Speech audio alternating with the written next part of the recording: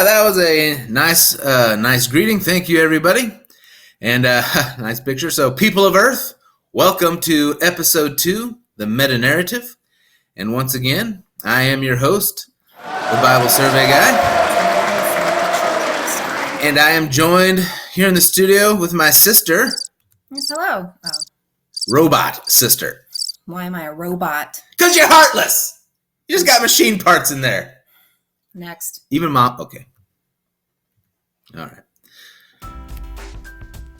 Well, we're going to start off this morning with a new segment called Mail Call. It involves mail. It is your chance to talk to us, ask us questions, and one lucky fan will have their letter read for our video. Yeah, there were a lot of good ones. I mean, you guys said a lot of nice things about me. And, yeah. That's what they did. So, okay, so here's the first one. Dear the Bible Survey Guy. Okay, this is, I want to correct something here. Okay. That's pretty formal, all right? My dad's the Bible Survey Guy. Just fans, call me Bible Survey Guy for short. Okay. I can't help but notice your show is immature. Okay, I was worried about that because I remember last show being so subtle about it, and I wasn't sure if anyone would pick up on the fact that there was some immaturity in there. So I appreciate the fact this fan noticed and likes subtle, tasteful, and classy immaturity. To continue, he says, do something that is not that. Dudes. What are you doing? I'm trying to find a way to interpret that in a good light. Okay, well, look. The Bible Survey Guide, this is a place for people, how should I say this, who really are interested in the Bible, either scholarly or they love it, but they're also just gravely, seriously immature.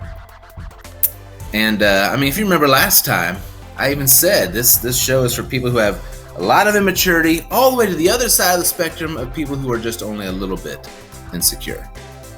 I do recall you saying that. Yeah, so, okay. Finishes up with sincerely, Ally McBeal Forever at AOL.com. I'm getting sweated by someone who's using a 90s reference. Ally McBeal. Yes.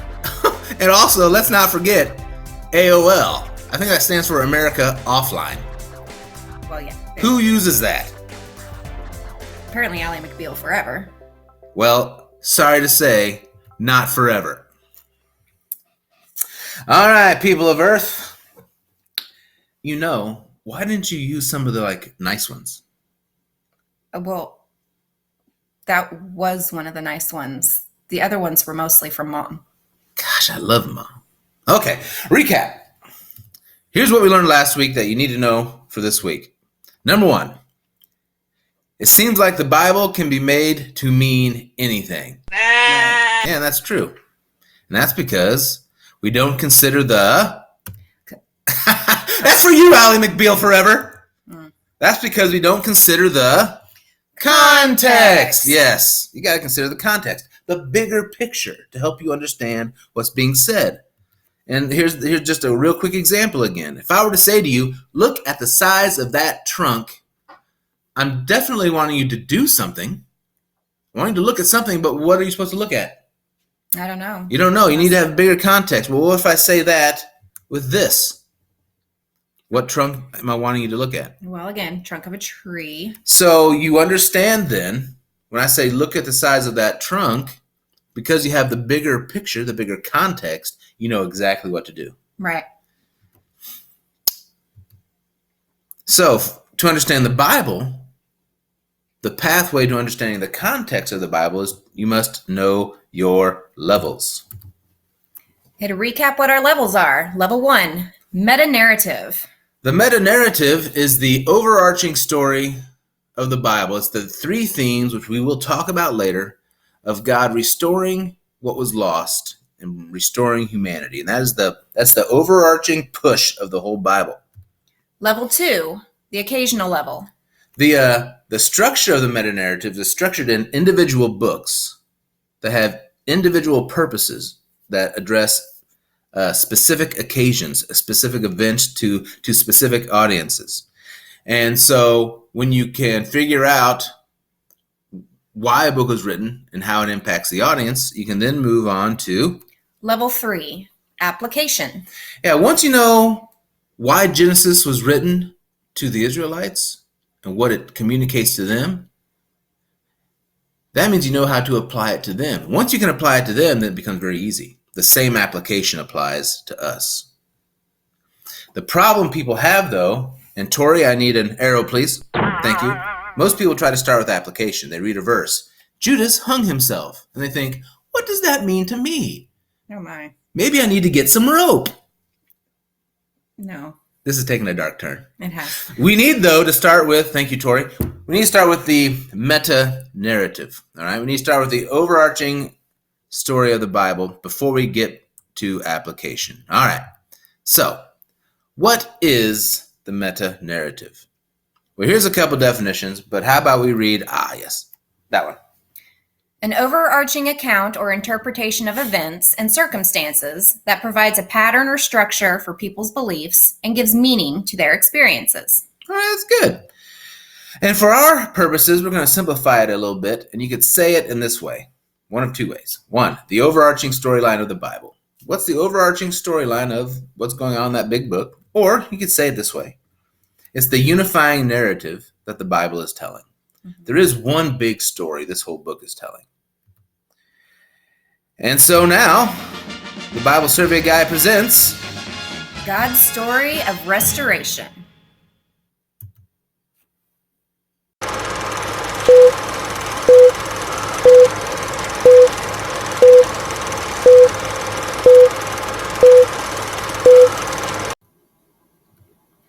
In the beginning, God created everything. He created space.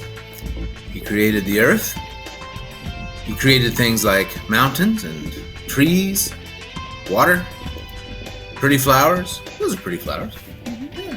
He created things like lettuce and tomatoes, carrots, which resulted in the creation of ranch dressing.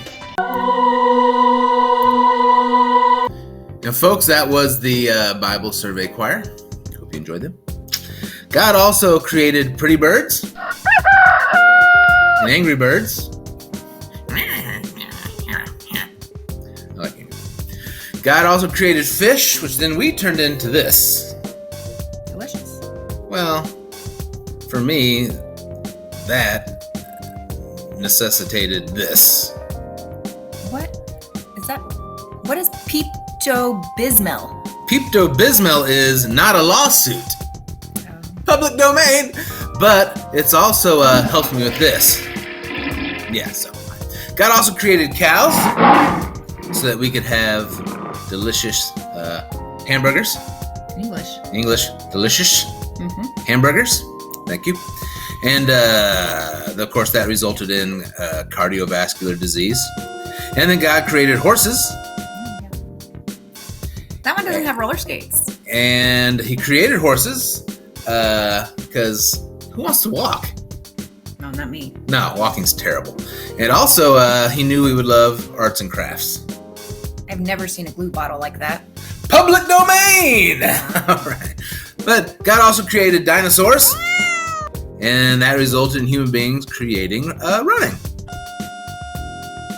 So, yeah. So, God created lots of things. Now, why did he create all these things? Well, he then fashioned a garden, and we call that the Garden of Eden.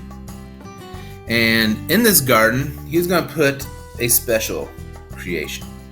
He's going to call this creation humanity. And humanity was going to be different than all the other creatures. Okay. All right? They'd be a little furry. Humanity would have eyes in their heads and ears, and they'd have a mouth and like pokey things at the end of their fingers, kind of like the other creatures. But there's going to be something very different. These creatures, Adam and Eve, were going to be made in God's image. What does that mean to be made in God's image? Well, it's not necessarily physical. Okay, it's more like God has a sense of justice. So do we. Humans have a sense of justice. If in the animal world, a lion, when it chases after zebras, will go after the handicapped zebra. And the animal world doesn't care about that. That's how it works. But if I'm walking down the street and I start punching a handicapped person in the face, there's something that rises up within us and says that's not just. And so the ideas of justice and mercy, love, things like that, those things are the things that God gave us. And that's getting closer to what that image is. So God created two beings, Adam and Eve. Weren't Adam and Eve naked? Oh, no! Mom's watching this. Okay.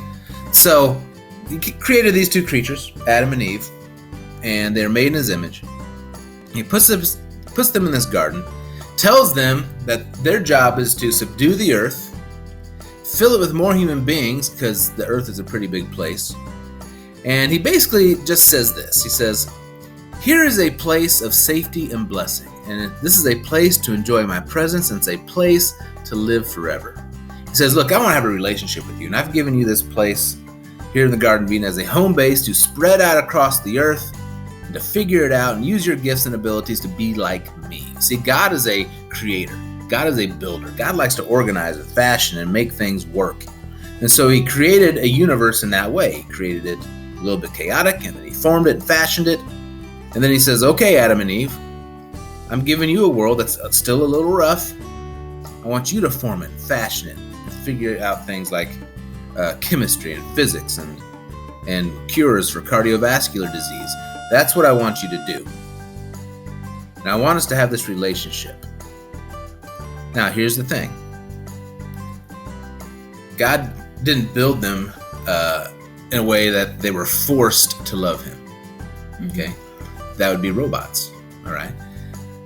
God built them to have a choice, because if you try to force somebody to love you, that always results in restraining orders. Oh yeah, I still haven't told Mom about that. Thank you. So he gave them a test. He said, look, to show me that you trust me, which in the Bible, to love God is to trust him. He says, there's this one tree I don't want you to eat from. And it's the tree of the knowledge of good and evil. And look, Adam and Eve, you don't need to know what evil is. You just don't. And when you eat of it, when you know what evil is, well, you're going to die. Okay? It will impact you in that way. So stay away from it. And there's other trees in the garden, and there's another one on the other side that's called the tree of life. Eat from that one all you want. It will rejuvenate you and keep your cells living forever. Have at it, and I'll come by and visit you every day. So they're like, hey, I like this place. Yeah, this place is nice. Look at this flower. And oh, hey, look, there's an animal. I'm going to name this animal Steven. And yeah, I'm going to call this animal Stephanie. None of us sound like that. But I like this place. And yeah, this place is pretty cool. I could stay here a while. Yeah, look at that. That's a rose. Give me a rose. Why are you always wanting flowers? But anyway, Eventually a snake shows up and starts talking. And you would think, wouldn't a talking snake? Yeah, we can call it serpent. Mm-hmm. They're snakes. Snakes. It's a serpent. Mm-hmm. Okay. All right, whose show is this? I'm sorry. Thank you. All right. Don't tell Mom. I won't put you on the bad list this time. I'll let it slide. But we have this serpent, okay? And this serpent, if you read the Bible, it's the devil. And the devil hates God, okay? Now here's the problem. Does God have any weaknesses? No, he's all powerful. Yeah. Can you shoot bullets at him? You can try, but he's spiritual. You can't hit him. Yeah, God is so powerful. What can the serpent literally do directly at God to show that he can't? Kind of like Superman in the old Superman comics. Oh, yeah. Yeah? Superman is way overpowered. You shoot bullets, it doesn't hurt him. You launch a train at him, nothing. Right? Nothing can hurt him. Really, the only way to hurt Superman was to go after his friends, because they were always weak and pathetic. Yeah, Lois Lane. Yeah. And so that's what Serpent does. He goes after Lois Lane and, Perry over here. All right? So Satan shows up and says, okay, I can't get to God, but I'll get to these beloved creatures that are made in his image. So Satan says, hey, look, this tree of the knowledge of good and evil, Adam and Eve, you know why God doesn't want you to eat from it? He doesn't want you to eat from it, because when you do, you'll be as smart as him, and he is just so insecure that he can't have that. Yeah, and Adam Eve's like, well, I don't know. God said don't. Yeah, we'll die. It's like, hey, you won't die immediately. You'll be smarter. Don't you just really want it? And Adam and Eve took 3.5 seconds to do this. It's all we've ever wanted! Now, honestly, I can't find anything in the original Hebrew that they had lasers coming out of their eyes. But the point is, they went and ate from that tree. They made a choice to. Okay? They made a choice to eat from that tree. They became aware of what evil is and how it functions. And now there was a big, big problem. You see, in God's universe, we like to think of God as a creator and as a loving father and like someone who's listening for us and being there for us, a great counselor. But there's a part of God we don't like, and that's the fact that he's a judge. And when wrong happens, judgment must occur. And Adam and Eve rebelled. They full-on rebelled. And that resulted in some things. God told them, look, now you're in trouble. Okay? It resulted in an immediate loss of God's presence. He no longer would come and visit them. They would now be distant from God, because when humans sin, it creates distance between God and humanity.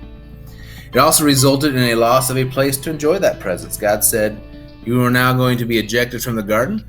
You don't want my provision, that's fine. You go out into the world and work hard to make food, which that doesn't sound like a huge problem.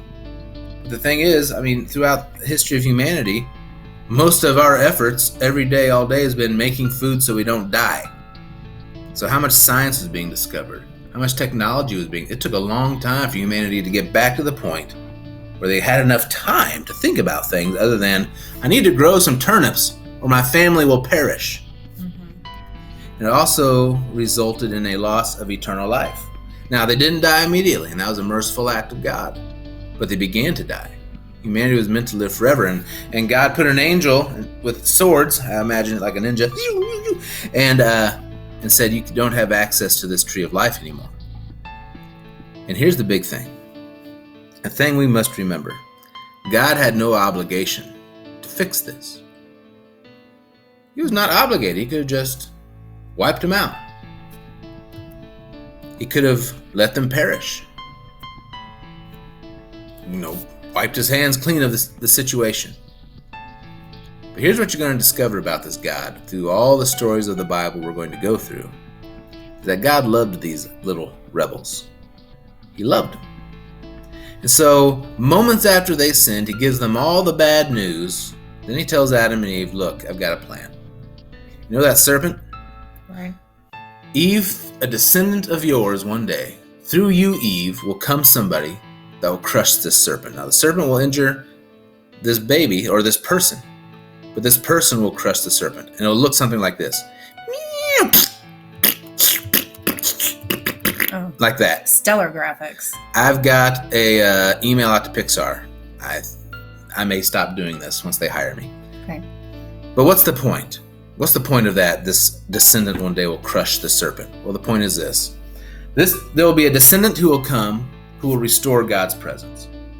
When Adam and Eve sinned, that presence was lost, and there's going to be this plan to restore it, and eventually, through one person, this plan will ultimately be restored. Second, God's going to restore a place to enjoy his presence. Through this future offspring, there will be a reversal, and there will be a place to enjoy God's presence always.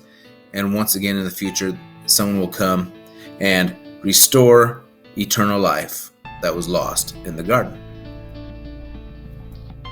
So what happened next? Well, what happened next? This. I'm feeling ill. Yeah. Stop. That's a pretty good graphic. It's supposed to be a spiral. Tori, why is that not in the middle? I asked for it. Whatever. Okay. Well, what's interesting is you would think Adam and Eve sinned, and they would realize sin's really bad. So let's be sure that humans don't do it again. Well, we go from eating from a tree you're not supposed to eat to straight up murder. Wow, that was fast. Why was the next sin not how come it didn't progress more slowly? Like, hey, the next sin is I'm going to go to a bank and steal a pen. You think that might be next. You would think. Or you're going to buy some grapes and you eat too, so that when they're measured, it's 0.83 grams less. And you get 0.83 grams more for free. Uh-huh. That adds up over time. In about 6 years, it's like an eighth of a pound. I'm doing grams and pounds. You don't know measurements. But you get the point. I do. It went straight to murder. But that's not where it ended. The spiral continued. Humans continued to spiral. Not only that, not only did individuals have problems, now the basic structures of how God set up the family began being messed up. Men began having multiple wives. And not only was there one murder, you eventually get a few generations away from Cain, and Lamech, one of Cain's descendants, starts bragging about all the people that he's murdered, and just murder. And not only that, toward the end of this story, you have the godly mixing with the ungodly. And you got this spiral. This spiral. Tell me your bank account number. Next. What is your passcode to your lockbox? Stop. Next. Vomit. Okay, anyway. All right, next. So what is going on with the spiraling? Well, what's going on is we're learning something. That sin is not just some little thing you kind of do and it doesn't affect anything. Sin is this massive thing that once you've let it out, it devours everything when it's left uncontrolled. And that's what we see with humanity. Humanity opened it up a little bit with Adam and Eve, eating from a tree they shouldn't have eaten. And it went to murder and mayhem and some other M word for a 3-letter alliteration. It went to all these things, and it's getting out of control and has reached a point where God must do this. Judge. God must judge. See, God is a moral being, and eventually sin must be judged. There's no limit. Let me just say this, in terms of sin, there's no sin, except for some sort of mysterious one in the New Testament, but there's no sin that God can't forgive. But there's a time limit for forgiveness. And once that time limit has been passed, God must judge. Now, when God judges human beings for sinning, the ultimate judgment is death. And he could have wiped out everybody. But he made a promise to humanity that he would send somebody through the seed of woman to fix this problem of God's presence being distant, of there not being a place to enjoy that fellowship, and the loss of eternal life. God's made a promise to get those things back. And he's promised it would come through a human. And so to wipe out every human would mean that God would not have kept his promise. He would not have kept his promise. And so that's where we get this story of Noah and his ark. God says, I'm going to wipe out the world through a flood. That's how I'm going to wipe out humanity, but I'm going to preserve some of you in this boat so that my promises can be fulfilled. Now, after this, luckily, finally, because we had that era of things spinning out of control, humanity learned its lesson. Nope, that's not what we do. We don't learn our lesson. And so, you go a few generations later, and human beings are now building this giant temple in the plains of Shinar to begin worshiping their imagination of who God is and what gods are. They've turned their back on the true God, don't want to have anything to do with them, building their own temples, worshiping God in these false ways. And once again, they reach a point with their sin that God's going to have to, once again, do a worldwide judgment. But instead of wiping them out, in an act of mercy, he confuses their languages. Mm-hmm. By doing that, they can't work together. So what happens is you have this massive civilization. They're all walking around trying to find people they understand. And so they find groups of people that they understand. And those groups of people go off to other parts of the world. And eventually, humanity separates. So, humanity is now split into nations. And these nations are now split geographically. They don't have much contact with each other for a while. None seek after God. Yeah, and that's the crazy thing. After Noah came off the ark, everyone knew who the real God was. And we get to these people, and they've completely lost the memory of him. God's presence is not with humanity. Humanity is a sinful lot, and God is not sojourning or communing with them. No place of blessing to enjoy God's presence. Humanity is scattered and there's no centralized place to come and seek God, and no one's seeking God anyway. Humanity continues to perish without hope. When you read Genesis, you see these long genealogies, and yeah, they're boring sometimes and full of hard names to pronounce. But the point is, humanity keeps dying. Generation after generation dies, and this one person that's supposed to show up and fix things, he keeps not showing up. And here's the catastrophic dilemma. These human beings can't fix any of this on their own.